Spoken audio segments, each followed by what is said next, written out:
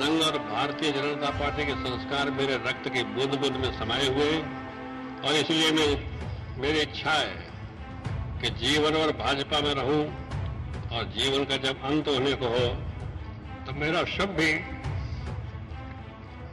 Bharatiya Janata party के झंडे में टंग जाए। यूपी राजनीति की प्रयोगशाला है। यहाँ पर हर रोज नए नए एलिमेंट बनते रहते हैं। 5 जनवरी 1932 में जन्मे कल्याण सिंह को हिंदू हृदय सम्राट माना जाता है। 1991 में यूपी में भाजपा के पहले मुख्यमंत्री कल्याण सिंह उस वक्त की राजनीति में 2 वजहों से याद किए जाते हैं। पहली वजह थी नकल अध्यादेश, जिसके दम पर वो गुड गवर्नेंस की बात करते थे, और दूसरा है बाबरी मस्जिद विध्वंस। मामला ये हिंदू समूहों का ड्रीम जॉब था। इसके लिए 425 में से 221 सीटें लेकर आने वाली कल्याण सिंह सरकार ने अपनी कुर्बानी दे दी। हिंदू हृदय सम्राट बनने के लिए सरकार तो गई, पर संघ की आइडियोलॉजी पर कल्याण खरे उतरे थे। रुतबा भी उसी हिसाब से बढ़ा था। 2 ही नाम थे उस वक्त, केंद्र में अटल बिहारी और यूपी में कल्याण सिंह। कर्मचारियों का किसी रूप में कहीं कोई दोष नहीं, कोई कसूर नहीं, कोई कमी नहीं। सारी जिम्मेदारी मैं अपने ऊपर लेता हूं, स्वीकार करता हूं। किसी कोर्ट में केस चलना है तो मेरे खिलाफ चलाओ। किसी कमीशन ऑफ इंक्वायरी के अंदर कोई इंक्वायरी होनी है तो मेरे खिलाफ कराओ।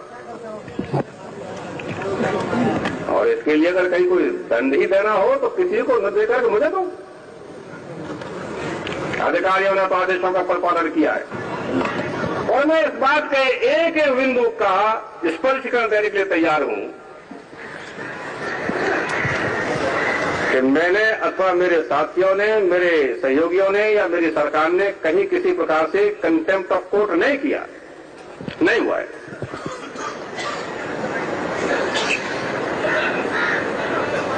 क्या मैं गोली चला देता? एनआईसी की मीटिंग में मैं स्पष्ट किया था कि गोली नहीं चलाऊंगा, गोली नहीं चलाऊंगा, गोली नहीं चलाऊंगा। 6 दिसंबर को लगभग 1 बजे जब केंद्र सरकार के गृह मंत्री श्री एसी चौहान साहब का मेरे पास फोन गया और कहा कि हमारे पास ये सूचना है कि कार सेवक गुम्बद पर चढ़ गए। आपके पास क्या सूचना है? तो मैंने कहा कि मेरे पास थोड़ा सा एक कदम आगे की है कि कार सेवक गुम्बद पर चढ़ गए हैं और कार सेवकों ने गुम्बद को तोड़ना भी शुरू कर दिया। लेकिन चौहान साहब इस बात को रिकॉर्ड कर लेना कि मैं गोली नहीं चलाऊंगा, गोली नहीं चलाऊंगा, गोली नहीं चलाऊंगा। हाँ, गोली चलाने के अलावा जितने भी उपाय योजना हो सकती हैं, सब कारगर उपाय हो सकते हैं। वो सब स्थिति को नियंत्रण में लाने के लिए सारे किए जा रहे हैं। ये मैं 1 बजे करीब उनको बता चुका था। साल 1997 था। यूपी के विधानसभा चुनाव में किसी भी पार्टी को बहुमत नहीं मिला था।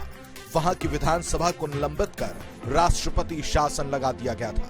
यही कोई 4 महीने बाद बीजेपी और बीएसपी ने 6-6 महीने के लिए अपने अपने मुख्यमंत्री बनाकर गठबंधन सरकार चलाने का नया फॉर्मूला इजाद कर दिया। सितंबर का महीना जैसे जैसे करीब आ रहा था, बीएसपी का मिजाज बदलता जा रहा था। ऐसा लग रहा था कि मायावती कल्याण सिंह के लिए मुख्यमंत्री पद छोड़ने को तैयार नहीं है। यहीं से कल्याण सिंह के भीतर ये बात घर कर गई कि अटल जी प्रधानमंत्री बनने के लिए बीएसपी लीडरशिप से राष्ट्रीय स्तर पर गठबंधन की कोशिश में है और उसके बदले वो मायावती के लगातार मुख्यमंत्री बने रहने पर राजी है। इसी वजह से मायावती पद छोड़ने के मूड में नहीं है। उस वक्त कल्याण सिंह ने अपने कई नजदीकी लोगों से कहा था कि लगता है मैं अपनी ही पार्टी की साजिश का शिकार हो जाऊंगा। खैर, उठापटक के बीच 21 सितंबर को मायावती ने मुख्यमंत्री पद तो छोड़ दिया, लेकिन बीजेपी से अपना गठबंधन खत्म कर दिया। फिर 1998 में अटल जी 13 महीनों के लिए प्रधानमंत्री हुए। लेकिन उनके और कल्याण के बीच पहले जैसे रिश्ते नहीं रह गए। 13 महीने बाद अटल की सरकार गिरने पर जब 1999 में मध्यावधि चुनाव हो रहे थे, तब अटल और कल्याण के बीच का टकराव सतह पर दिखने लगा था। लखनऊ में एक प्रेस कॉन्फ्रेंस हुई थी।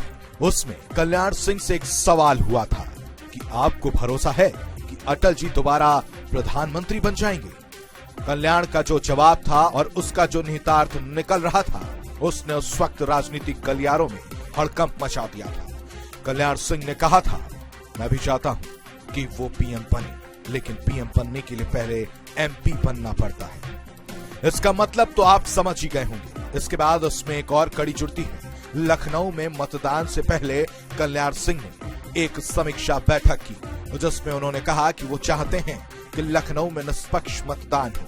मतदान के रोज लखनऊ में प्रशासन की ओर से जिस तरह की सख्ती देखने को मिली, खास तौर से बीजेपी के प्रभाव वाले इलाकों में, उसे भी कल्याण के निष्पक्ष मतदान वाले निर्देश से जोड़कर देखा गया।